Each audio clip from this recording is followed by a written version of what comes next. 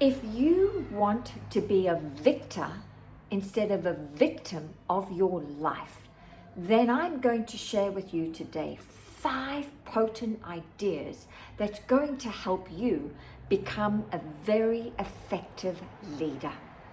When you implement these ideas on a daily basis, you will never, ever be a plaything to outside circumstances. The first thing for you to become an effective leader is to master your mind. Because if you don't start to use your mind effectively, then unfortunately all suffering is due to our thinking. And if you don't start to master your mind, then your mind will master you, and you will continue to live from the outside in instead of from the inside out. Number 2, for you to become an effective leader of your life, I believe you have to change your current identity, your current self-image, because your current self-image has been programmed inside of you, and most of it is mental junk. It's just other people's opinions of who you are, what you are worth, and what you are capable of. And this mental junk is holding you back from your greatness, from your full potentiality. But when you do the work, and it doesn't take long, I promise you, I've given you the winning formula during my series of where to start. But of course, I can't help you further. But the most important thing is you have to change your current way of how you're thinking, feeling, and seeing yourself. Number 3, I believe if you're going to be an effective leader of your life, then you have to be very disciplined. Now, discipline can have it can be an activating word, right? Because we were disciplined as kids, and I don't know about you, but for me, I was disciplined with soap and a wooden spoon. Yep, soap and a wooden spoon. So discipline activates me. But discipline, you can change it to, discipline really is the ability to give yourself a command and follow through.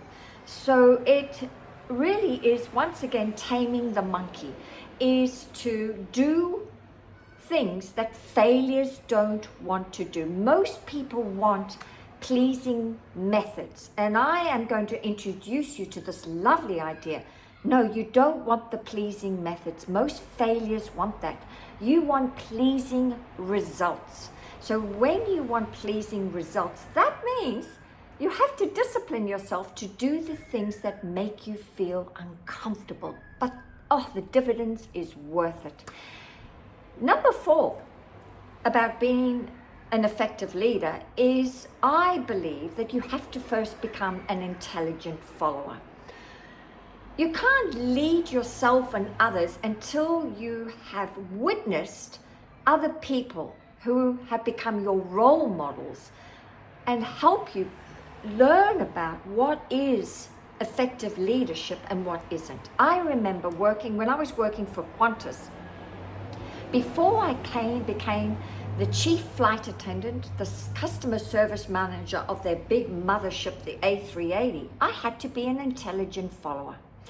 And I had to work with other individuals who had the position that I really, really wanted.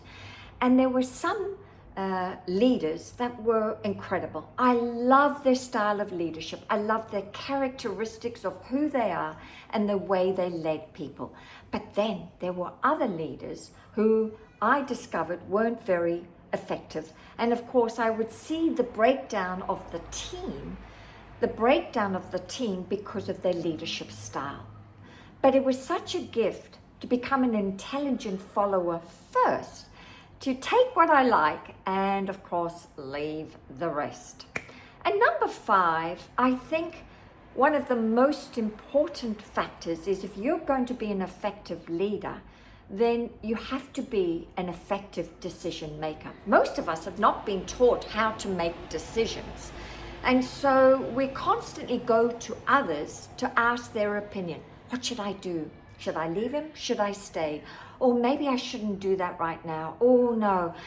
I truly believe we've never been taught how to make decisions effectively, which means we don't rush into a decision.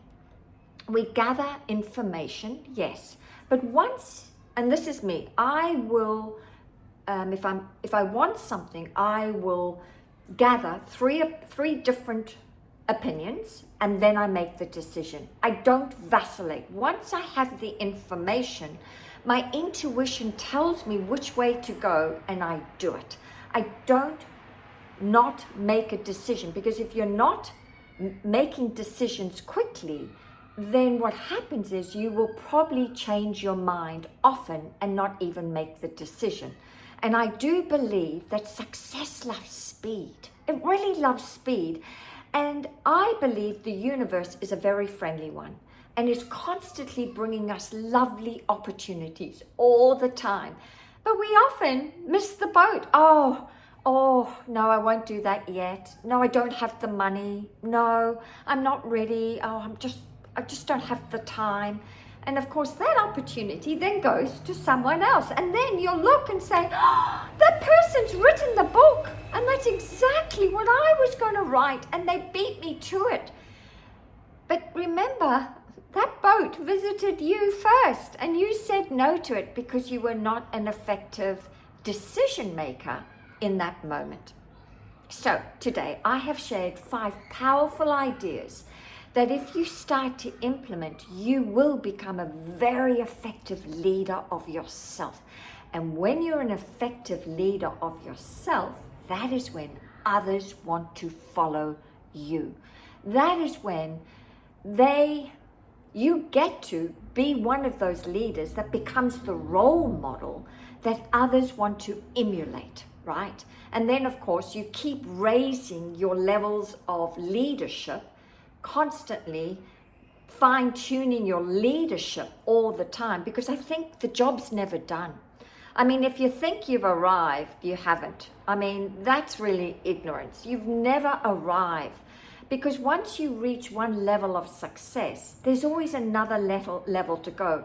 My mentor, Bob Proctor, said, he was 85, and I would often ask him questions, and he would say, Tanya, I just feel like I'm just getting started, right? I'm just getting started, and I know I can get better and better. I mean, this is incredible. A man with his awareness had so much humility inside of him. And for me, I recognize that as really true leadership. So leave your comments below if this has resonated with you. I'd love to hear your insights. And it's day 25 today of the Mindset series. And I trust that going through this whole series is helping you become a very effective leader.